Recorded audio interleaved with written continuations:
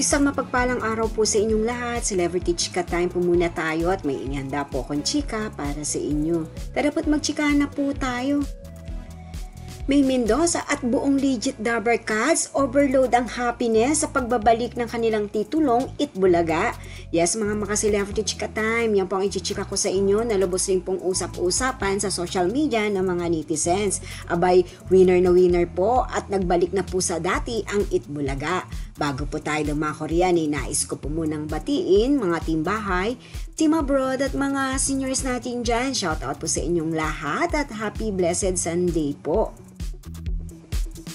Wala nga pong paglagyan ng kasiyahan ng buong legit Dabber Cats nitong nakaraang Sabado sa kanilang announcement nitong sina Tito Vic and Joey. Nag-announce po ang mga ito patungkol nga po sa kanilang ipinaglalaban na title o titulong Itbulaga.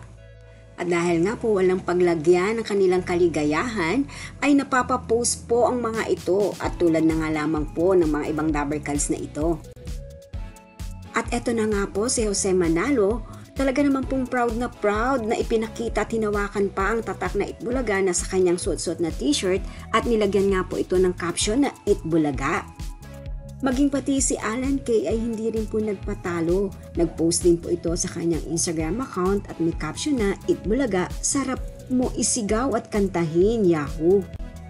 And of course, isa rin po si May na proud na ibinahagi rin po ito sa kanyang mga social media account. Kanya pong sinabi na Itbulaga is TBJ, TBJ is Bulaga. Talaga naman nga pong nasabi po ito ni Mengay dahil na rin nga po sa anunsyo o announcement ni Tito Vic and Joey na ayon sa kanila, nanalo tayo at ang ibig sabihin nito sa atin talaga ang Itbulaga. Maraming salamat sa mga nagdasal at sumama sa laban natin ito. At nung nakaraang Sabado nga po, ay napanood na rin po ang Itbulaga sa CNN Philippines channel. Yes po, bukod po sa TV5 ay mapapanood na rin po ito sa CNN tuwing araw ng Sabado sa ganap na ika-11:30 ng umaga.